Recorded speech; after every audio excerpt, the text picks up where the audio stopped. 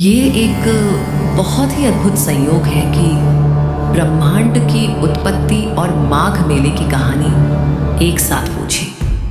सच तो ये है कि ये दोनों कहानियां अलग नहीं हैं। माघ मेला केवल एक मेला नहीं है, यह सृष्टि के उसी आरंभ की याद दिलाता है। तो चलिए मैं आपको एक ऐसी सिनेमैटिक यात्रा पर ले चलती हूँ जो शून्य, जीरो से शुरू होती है और प्रयागराज की रेत पर आकर रुकती है। यह कहानी है ब्रह्मांड के जन्म से मोक्ष की डुबकी तक।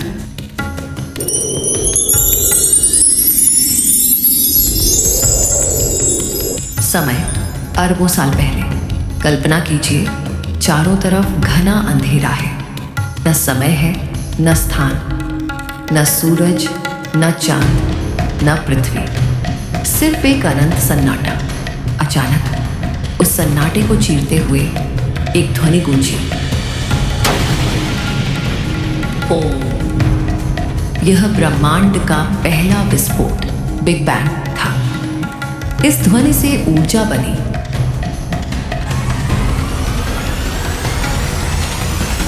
और ऊर्जा से तीन महाशक्तियां प्रकट हुई। ब्रह्मा रचयिता, विष्णु पालनहार और महेश संहार करता। ब्रह्मा जी ने अपनी मानसिक शक्ति से सृष्टि की रचना शुरू की।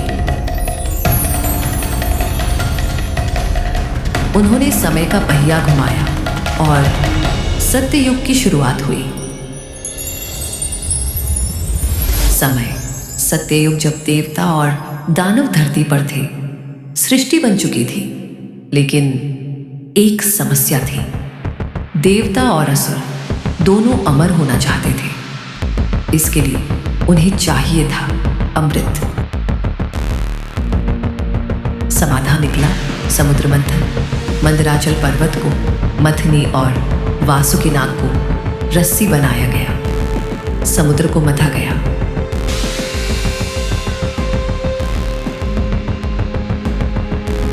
उसमें से हलाहल विष निकला, जिसे शिव ने पिया।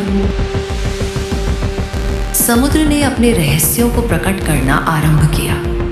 उससे कामधेनु निकली, कल्प वृक्ष प्रकट हुआ, मणियां प्रकट हुई, फिर ऐरावत हाथी निकला। समुद्र से माता लक्ष्मी प्रकट हुई और अंत में भगवान धन्वंतरी अमृत कलश लेकर निकले। अब शुरू हुआ असली खेल।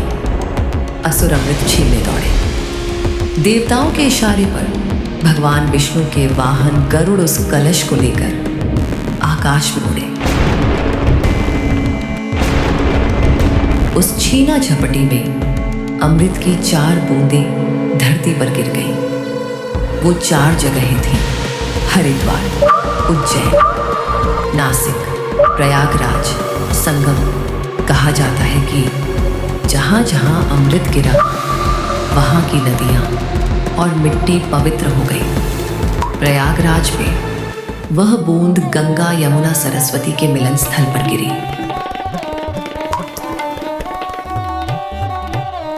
तभी ब्रह्मा जी ने तय किया, जब ग्रहों की वही स्थिति बनेगी माघ महीने में, तब जो भी यहाँ स्नान करेगा उसे उस अमृत का अंश, मोक्ष प्राप्त होगा।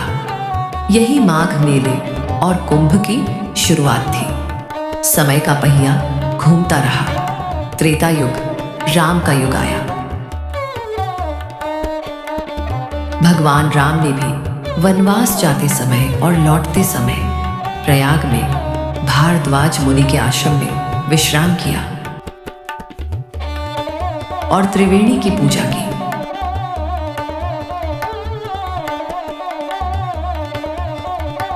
द्वापर युग, कृष्ण का युग आया।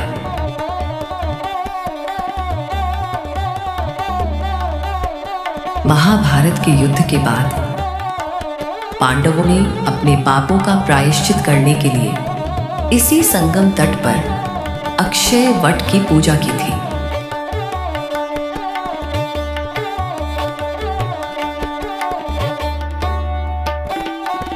और फिर आया कलयुग, द प्रेजेंट। अब वापस आते हैं आज पर। स्थान प्रयागराज, उत्तर प्रदेश। समय जनवरी, माघ का महीना। उसी अमृत की बूंद की तलाश में आज भी लाखों लोग यहाँ आते हैं। नदी के किनारे मीलों दूर तक फैला तंबुओं का शहर। हाड़ कंपा देने वाली ठंड है। तापमान 5 से 6 डिग्री है। कोहरा इतना घना है कि हाथ को हाथ नहीं सूझ रहा। लेकिन सुबह के 4 बजे ब्रह्म मुहूर्त लाखों लोग, बच्चे से लेकर बूढ़े तक, उस बर्फीले पानी में डुबकी लगा रहे हैं। वैज्ञानिक और आध्यात्मिक सत्य, कल्पवास, द डिटॉक्स। लोग यहाँ 1 महीने रेत पर सोते हैं। विज्ञान कहता है कि यह मिनिमलिज्म है। यह शरीर की बायोरिदम को रीसेट करता है। सूरज का विज्ञान। माघ मेले के दौरान सूर्य अपनी दिशा बदलता है।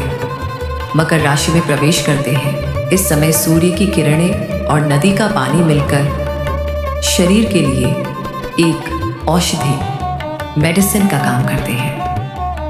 जल की शक्ति।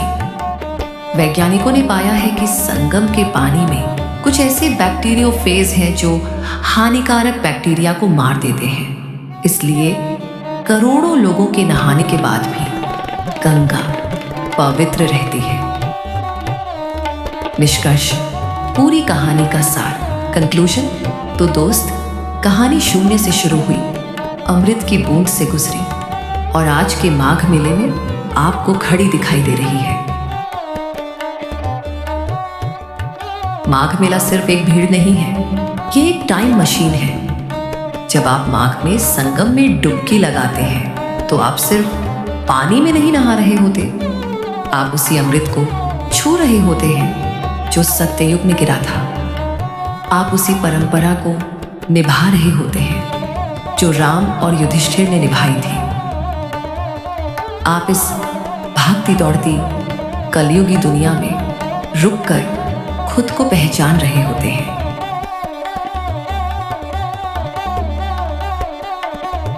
सृष्टि बनी ही इसलिए थी ताकि आत्मा परमात्मा में मिल सके, और माघ मेला उसी मिलन का उत्सव है।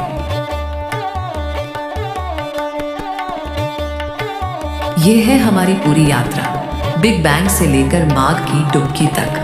हर हर महादेव।